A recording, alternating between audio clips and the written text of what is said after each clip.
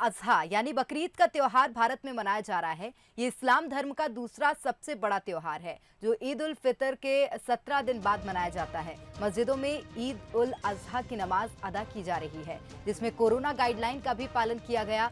जाहिर है प्रशासन ने मस्जिदों में एक साथ 50 लोगों की नमाज पढ़ने की इजाजत दी थी, जिसके चलते हर मस्जिद में सिर्फ 50 लोगों के साथ नमाज हुई और ईदगाह में सिर्फ 6 लोगों ने नमाज अदा की है। इसके बाद अब मुस्लिम नमाज अपने अपने घरों में अदा करेंगे, जिसके बाद कुर्बानी करेंगे। तो देश भर में आज ईद का त्योहार मनाया जा रहा है। इस्लाम धर्म का दूसरा सबसे बड़ा त्योहार है ये मुसलमानों का बड़ा त्यौहार है। इस त्यौहार के मौके पर मैं तमाम भारतवासियों को, तमाम अपने भाई बहनों को, भारत के हर नागरिक को ईद की मुबारकबाद भी देता हूं और अपनी तरफ से दुआएं और शुभकामनाएं भी देता हूं। इन्हीं सब बातों को देखते हुए आज ईद के मौके पर दिल्ली डिज़ास्टर मैनेजमेंट अथॉरिटी ने और सरकार ने और सुप्रीम कोर्ट ने जो गाइडलाइन जारी की है उसी के मुताबिक हम सब लोग अमल कर रहे हैं। ईद उल अज़हा की तरफ से मेरे पूरे मुस्लिम बहन भाइयों को और हिंदू समाज को सबको ईद उल अज़हा की मुबारकबाद देता हूं।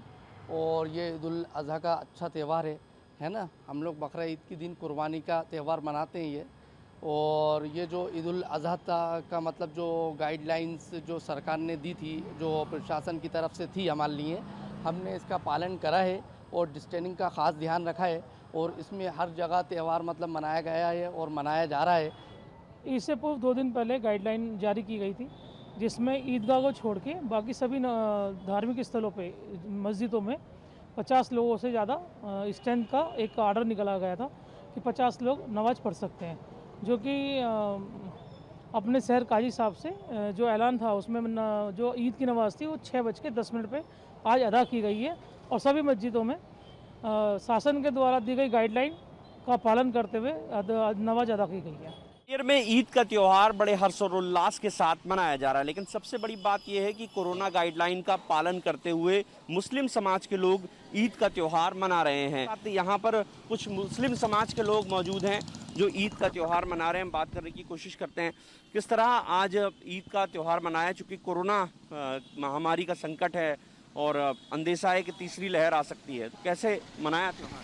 शांतिपूर्वक मनाया। लोगों ने घरों में नमाज पढ़ी और कोरोना नियमों का शासन के अनुसार पूरा पालन करा। मैं खुद पॉजिटिव रहा हूँ।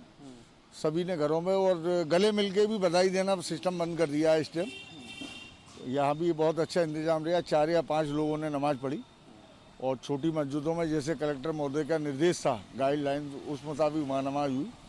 और आप देख ही रहे होंगे यहाँ कोई भीड़ भाड़ नहीं है, सब अपने घरों में हैं और जो छुट-फुट कुर्बानियाँ कर रहे हैं, क्योंकि 15 महीने से लॉकडाउन चल रहा है, लोगों की वो इनकम भी नहीं है कि हर्षोल्लास मनाया जाए।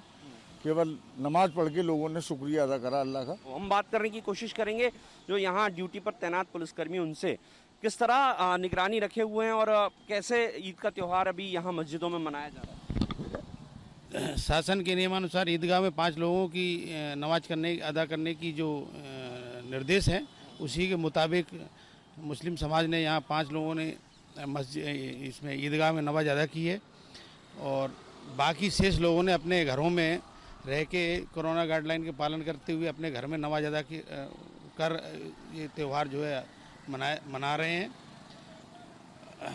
बिल्कुल, तो यहाँ पर आप देख सकते हैं कि ये जो लोगों में जागरूकता है वो साफ तौर पर दिखाई दे रही है। मुस्लिम समाज ने भी जो एक दूसरे को शुभकामनाएं वो गले लग कर देते थे वो बंद कर दिया है और सोशल डिस्टेंसिंग का विशेष ख्याल रखा जा रहा है। खास बात ये रही कि सभी ने घरों में रहकर नमाज अदा की है। कैमरामैन करण राशि के साथ प्रहलाद सेन, बंसल न्यूज़, ग्वालियर। तो आज देश भर में ईद उल अजहा का पर्व मनाया जा रहा है और ये 5 तस्वीरें आप देख रहे हैं, पूरे देश से ही ये तस्वीरें निकाली गई हैं। अहमदाबाद में भी कोरोना गाइडलाइन का पालन करते हुए नमाज अदा की गई है और फतेहपुर में भी नमाज अदा की गई। भोपाल में भी मस्जिदों में काफ़ी ज़्यादा शांति दिखी, क्योंकि इस बार कोरोना गाइडलाइन का सख्ती से पालन करना अनिवार्य होगा। हालांकि पर्व को यहाँ पर भी मनाया जा रहा है। मुंबई में भी नमाज अदा की गई और दिल्ली में भी गाइडलाइंस का पालन करते हुए नमाज अदा की है। सुबह 6:10 पर नमाज अदा की गई है और आगे कुर्बानी का पर्व मनाया जाएगा। तो अधिक जानकारी लेंगे, हमारे साथ सहयोगी वासु चौरे लाइव जुड़ गए हैं। वासु, आपसे जानना चाहेंगे भोपाल में किस तरह से आज ईद का पर्व मनाया जा रहा है? बिल्कुल प्रेरणा, देखिए आज ईद का बड़ा त्यौहार है और भोपाल में बड़े पैमाने पर जो ईद का त्यौहार है वो मनाया जाता था। लेकिन अगर बीते 2 साल की हम बात करें तो कोविड-19 का जिस तरह से संक्रमण चल रहा है, बहुत सारी बंदिशों के बीच ईद का जो त्यौहार है वो मनाया जा रहा है। इस समय मैं मौजूद हूँ भोपाल की जो सबसे बड़ी मस्जिद है, भोपाल ही नहीं बल्कि एशिया की सबसे बड़ी मस्जिदों में शुमार है ताजुल मस्जिद।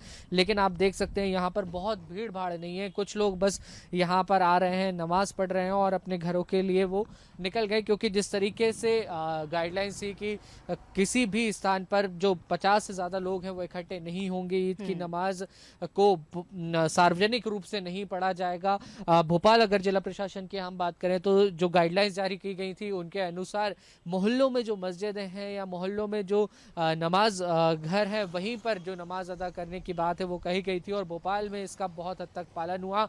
लिहाजा जो मस्जिद हैं, जो बड़े ईदगाह हैं भोपाल के, वहाँ पर जो माहौल है वो शांतिपूर्ण दिखाई दिया। लोग घरों में ही अपनी ईद का त्यौहार मना रहे हैं। भोपाल में भी सुबह 6 बजे जो ईद की नमाज है वो अदा की गई है और इसके बाद जो पूरा कुर्बानी का इसे पर्व कहा जाता है तो लोग अपने घरों में, अपने रिश्तेदारों के बीच, अपने परिवारजनों के बीच पूरे एहतियात के साथ ईद का जो त्यौहार है वो मनाते हुए नजर आ रहे हैं। क्योंकि कहीं ना कहीं प्रेरणा, कोविड-19 का संक्रमण कम ज़रूर हुआ है, थमा ज़रूर है, लेकिन एक्सपर्ट्स जो कह रहे हैं कि तीसरी वेव आ सकती है, इसलिए तमाम सारी जो गाइडलाइंस उनका पालन करना बेहद ज़रूरी है।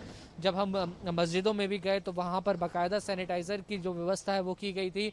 जो लोग नमाज़ पढ़ने पहुँच रहे थे, कम लोगों को ही आने की हिदायत थी, लेकिन उनसे कहा गया कि आप अपनी जो दरी है, जो मैट है वो घर से ही लेकर आइए। जो सार्वजनिक चीज़ें उनके इस्तेमाल से मनाही की गई ताकि जो गाइडलाइंस उनका पालन हो सके और सोशल डिस्टेंसिंग का भी बहुत ध्यान रखा। हालांकि भोपाल शहर में सुरक्षा इंतजामों की हम बात करें तो सुरक्षा इंतजाम ज़रूर चाक-चौबंद यहाँ पर नज़र आए, चाक-चौबंद कर दिए गए हैं। चहल पहल भी ईद को लेकर देखने को मिल रही है। लेकिन सबसे अच्छी बात यह है कि कोविड गाइडलाइंस का हर जगह पालन होता हुआ नजर आ रहा है, कहीं कोविड गाइडलाइंस का वायलेशन होता हुआ नजर नहीं आया। प्रेरणा, बिल्कुल, ये बहुत अहम है कि कोविड गाइडलाइंस का पालन किया जा रहा है। बहुत शुक्रिया वासु तमाम जानकारी साझा करने के लिए। तो बता दें कि गाइडलाइंस का सख्ती से पालन हो रहा है। सुबह 6:10 पर जो नमाज अदा की गई थी उसमें जानमाज घर से लाने की बात कही गई थी प्रशासन द्वारा।